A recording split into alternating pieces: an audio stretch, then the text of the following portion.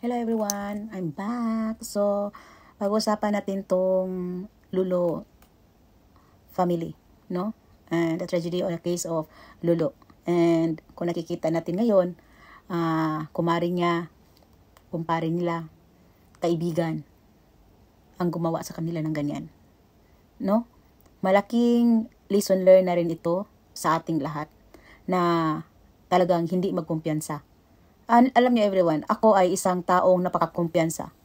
No? Napakakumpiyansa. Lagi akong pinagsabihan ng mga kaibigan ko na kailan ka ba matuto at magkaroon ng kumpiyansa sa sarili mo na hindi ka pumipili ng kaibigan.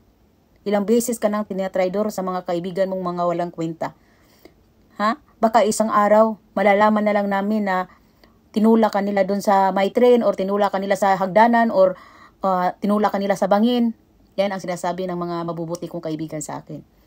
Masyado kang kumpiyansa, masyado kang talagang tiwala sa mga kaibigan mo na nakikita namin talagang it turns talaga later on na talagang nandun na yung tinatraidor ako, sinisiraan ako behind my back ng mga kasinungalingan.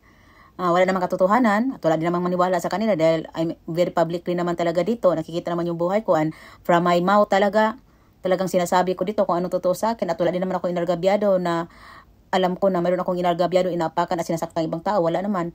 Kung mayroon man akong mga sinasabi dito, that is katotohanan. Wala naman akong ginagawang pagsisinungaling para lang masira ang ibang tao or kahit mapagsisinungaling laban sa mga naging kaaway ko dito para masira sila. Wala akong ginawang ganun dahil lahat na lang lumalabas sa bibig ko katotohanan.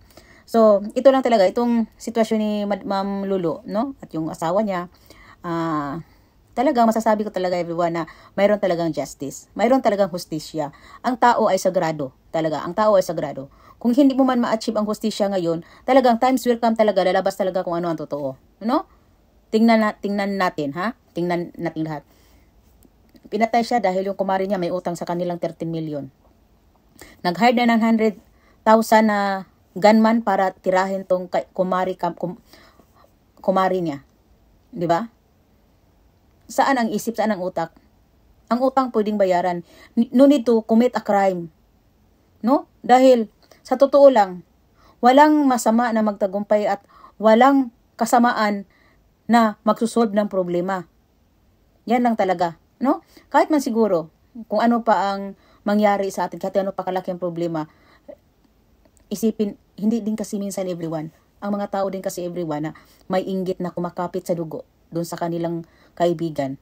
Talagang, ang iniisip lang nun na mawala ka sa buhay nila. Ang iniisip lang nun, ang sisirain ka. Ang iniisip lang ng mga yan ay patayin ka. Yun lang talaga. Kaya nga, sa totoo lang, in this new generation na talagang madali lang malalaman kung meron ka o wala nang dahil sa social media. No? Kaya nga, talagang kahit man wala kang ginagawa and you are showing your happy life, your life, kung anong meron ka, talagang kahit yung ibang tao na hindi ka kilala personally, talagang magkaroon talaga ng mga inggit.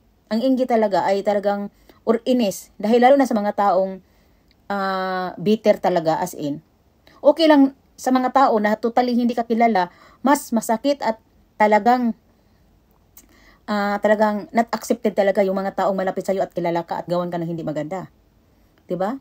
So, thanks God for Lulu's family, the case, nabigyan ng justice to be served on this mga kriminal na yan. Talagang ingat talaga, kahit pamilya, kaibigan, mag-ingat. No? At wag masyadong showy.